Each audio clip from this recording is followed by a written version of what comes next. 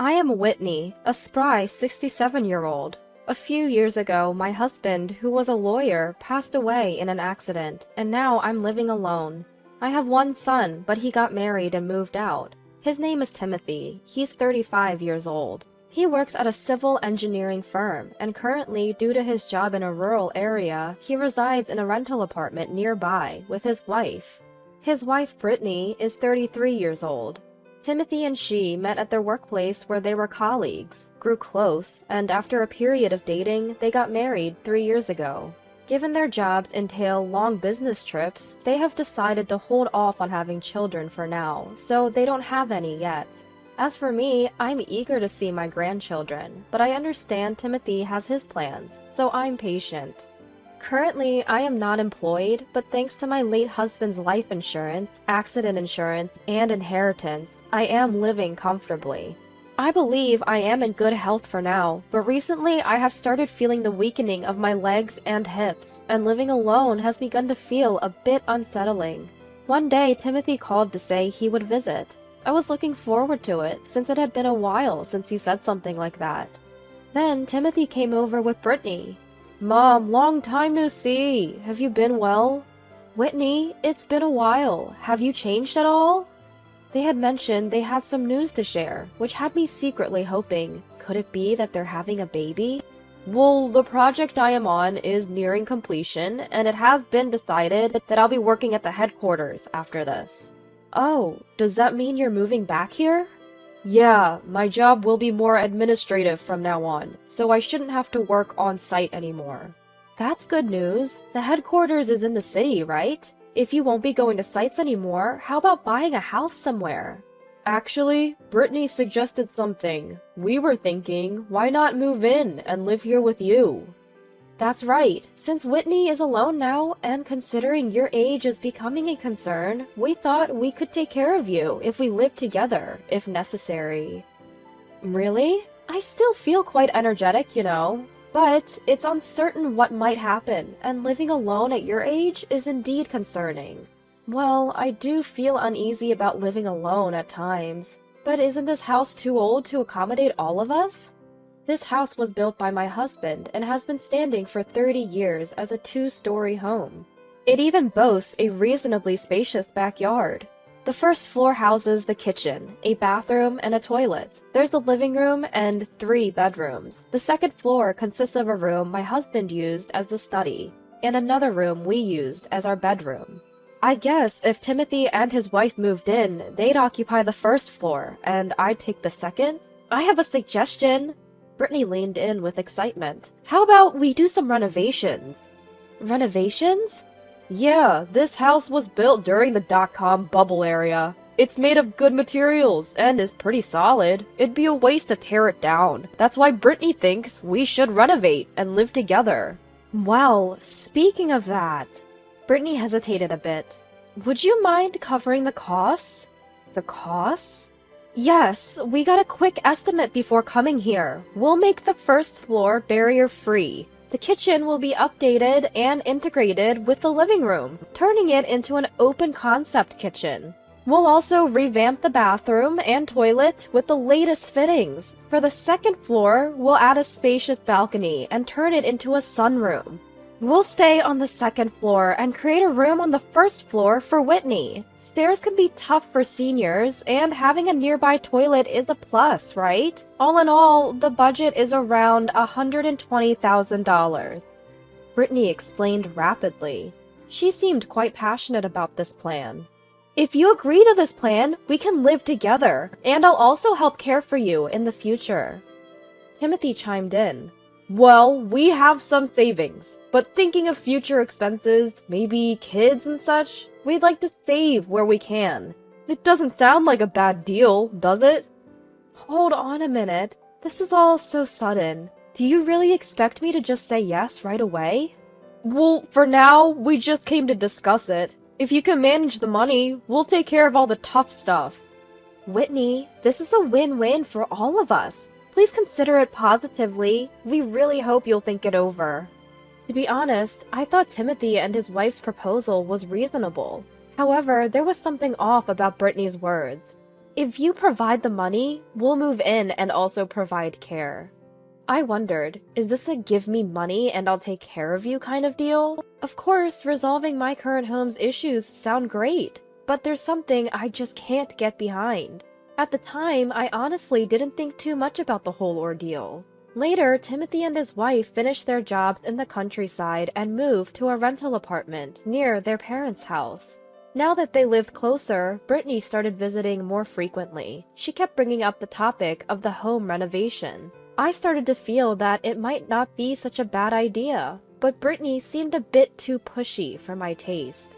In response to my non-committal stance, she would get annoyed and say things like, "Whitney, why won't you approve of this? It's a good deal for you too." And, "These days, you won't find many daughter-in-laws willing to live with their in-laws, but I am. I'm even offering to take care of you. You won't find anyone else like me." Her approach felt almost threatening, and it was genuinely unsettling. When I asked her why she was so desperate, she glared at me and snapped. "Desperate? Don't you realize this is all for you, Whitney? We're talking about securing your retirement with $120,000. That's not a small amount." I found Brittany's attitude quite off-putting. Timothy, instead of intervening, asked me to listen to her, saying, "Mom, we're trying to help. Please, just listen to what Brittany has to say." I was completely taken aback. Thankfully, thanks to my husband, we were financially comfortable, and I always planned to leave some inheritance to Timothy. Everything should work out. If Brittany could genuinely care for us in our old age, perhaps I wouldn't have to think about costs like retirement communities. I began to think that maybe, just maybe, Brittany's plan was a win-win, as she put it. So I agreed and let Timothy know. "Great, we'll start making arrangements. Please prepare the money." I liquidated some of my assets and transferred the funds to Timothy's account. We then officially contracted a construction company and requested designs. Later, we were told that the blueprint was ready and went to see it with Timothy and Brittany. That day, Brittany seemed in a good mood, far from the person who had yelled at me. I've never really looked at blueprints before, so I couldn't understand most of it, but they showed me the layout. The biggest changes were in the plumbing, with significant alterations to the bathroom, toilet, and kitchen. The first floor mainly consisted of a garage and a Western-style room. I noticed a small room connected to the garage. "What's this? It looks too small for a room. Storage or closet, perhaps?"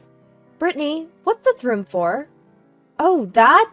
It's like a spare room or storage, something we thought might be useful in the future." "For a child, perhaps?" "Well, something like that." She responded ambiguously. Her demeanor hinted at ulterior motives. Timothy, who's always been quiet, didn't interject much. I've never seen him be so subservient to anyone. I felt something was off, but I thought this is between Timothy and his wife, so I didn't push it any further. Then the construction finally began. I moved to an apartment complex the contractor had recommended. The complex had 8 units and 1 building, and my place was on the second floor at the corner. Knowing the importance of good neighbor relations, I went to greet everyone. To my surprise, many were younger, and they all greeted me back warmly. My neighbor was a single mom named Serena. Her daughter was Irma, an adorable 5-year-old girl. Serena had lost her husband in an accident and had no relatives to rely on, raising Irma all by herself. However, she was so cheerful, and Irma quickly took a liking to me. Occasionally, I'd share some of my meals with them, gave treats to Irma, or babysat her when Serena was running late. Timothy and his wife, who'd visit once in a while, became quite fond of Irma, saying, "Kids are just so precious. Maybe we should think about having one soon." One day, while enjoying tea with Serena, who had a day off, she seemed hesitant and began, "Don't take this the wrong way, okay?" "What's up? You sound so serious." "While I was cleaning a hotel room the other day, I saw Brittany, and she was with a man I didn't recognize." I almost spat out my tea in surprise. "Are you serious?" "Yeah, I've seen her many times, so I'm sure it was her. She was in quite flashy clothing, and the man was in a suit." "Can you maybe find out more about this?" "I mean, I'm just part-time. Plus, there's the matter of compliance. Compliance? It means following rules and regulations. Essentially, as a hotel, we have rules to protect our guests' privacy. I see. Things have become so strict nowadays. But we need to address this Brittany situation. Right. I pondered for a moment. First, we need to gather evidence. I have an idea. I'll reach out for help. I'm sorry, maybe I shouldn't have said anything. No, I should be thanking you. Thank you. I reached out to a private investigator my husband knew and asked him to look into Brittany's activities. Given Timothy's odd behavior, I asked them to investigate that as well. Brittany, being a housewife, had a lot of free time when Timothy was at work. I wondered, what was she doing during those hours? I decided to wait for the results from the detective agency. The renovation of my childhood home is going smoothly. Brittany kept finding reasons to go out, like, I'm going to check on the renovation's progress, or I'll buy some treats for the carpenters. However, when I asked the carpenters, most said that Brittany rarely showed up. She was probably using these excuses to see her lover. In the meantime, the detective agency was making progress. Turns out, Brittany's lover was a high school classmate. Apparently, he was an ex-boyfriend she reconnected with at a reunion last year. They gathered quite a few photos and recordings, so I had plenty of evidence. One day, when Timothy and his wife visited, I set a little trap. By the way, Timothy, isn't it the 20th anniversary of our middle school graduation? Is there a reunion? Really? I thought it was for high school. Suddenly, there was a loud noise, and Brittany was holding her leg in pain. What happened? Brittany, are you okay? I got distracted and hit my head on the table leg. Oh dear, be careful. So, the 20th anniversary is for high school? Yes, I'm organizing it, so I'm sure. I wish it was for middle school. I would have seen my old flame, Clementina. This time, an even louder noise followed. Oh my, Brittany, again? What happened now? Ouch, I'm sorry, I bumped my head. Maybe I'm just naturally clumsy. Mom's talking nonsense again. Clementina is now a mother of 2. Why do you keep saying stuff like that? Oh, really? Sorry about that. Brittany seems to react noticeably whenever reunion is mentioned. Observing her behavior, it's clear she's having an affair. Finally, the renovation was complete. The exterior had new siding, the roof was now solar paneled, and at a glance, it looked like a brand new house. The heavy front door was replaced with a lighter one. Inside, there was no trace of the old home. The bathroom was now spacious and clean, but the most transformed space was the kitchen. It had an induction cooktop and a dishwasher. Brittany was over the moon. I wondered if one of the rooms on the ground floor would be mine.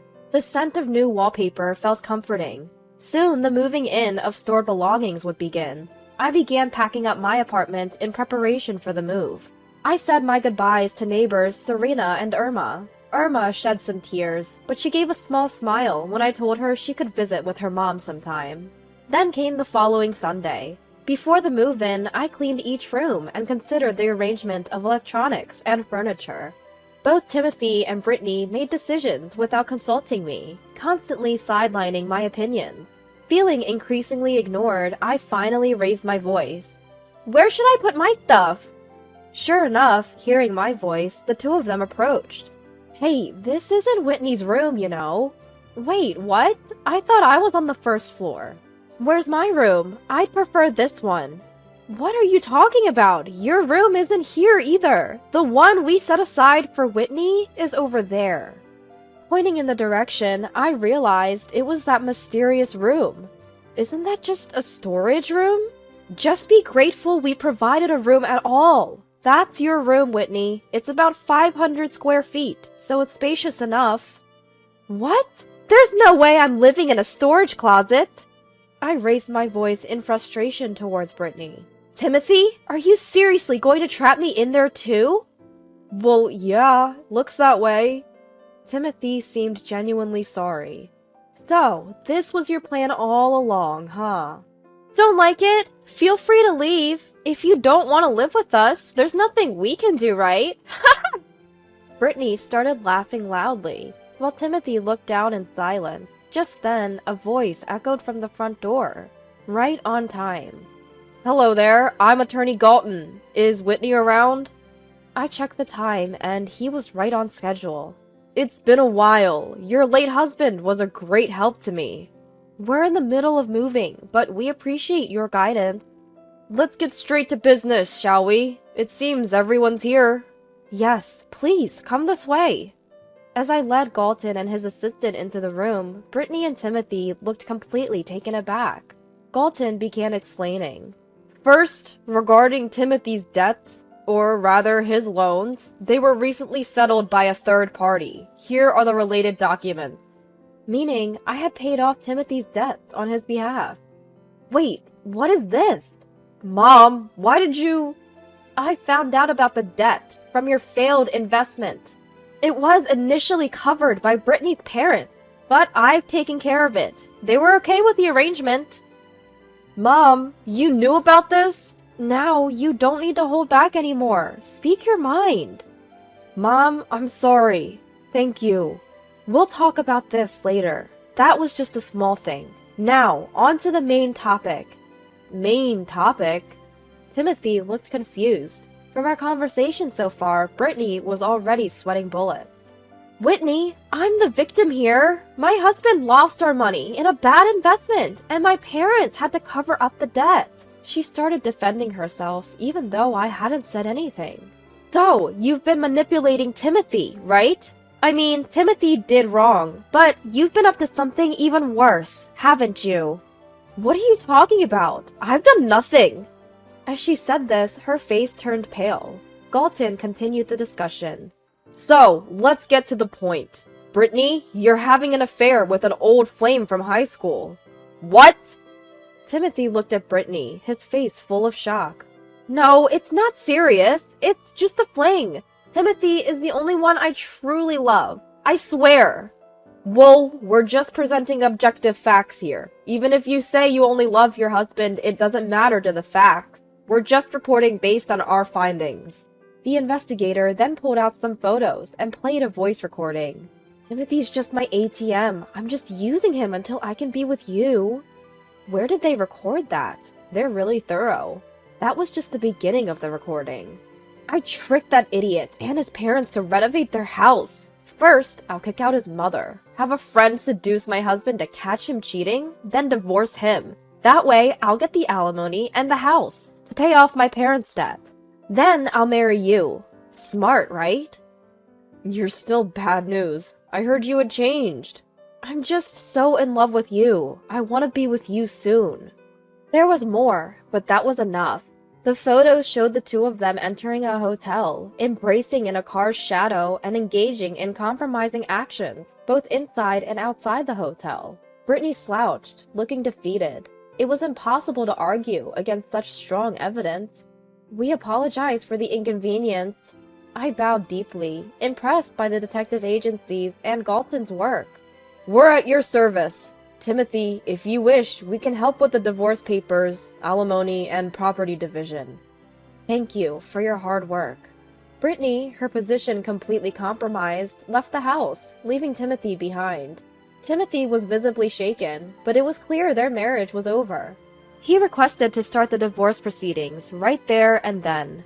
Later, the law firm reached out, and a meeting took place with Brittany, her parents-in-law, the man she cheated with, and his wife.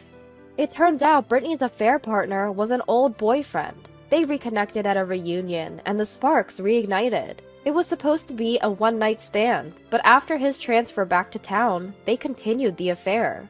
He was married and had a child, but this led to their divorce. Our Timothy finalized his divorce and received a significant amount in alimony. Brittany's parents paid for it, making their daughter and her boyfriend repay them as a debt. Both Brittany and her boyfriend were disowned by their families. The two now work and live at a remote hotel, barely getting by, repaying their debt. Sometime later, our next-door neighbor Serena visited with Irma. Irma's kindergarten was nearby, and they were on their way home. Irma was very fond of Timothy, so I told them to visit anytime.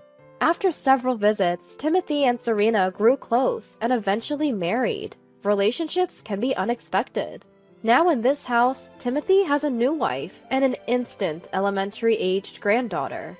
Irma calls Timothy Dad, and me Grandma. We cherish her as if she's our real granddaughter. Timothy and his wife live harmoniously. I cherish these happy moments.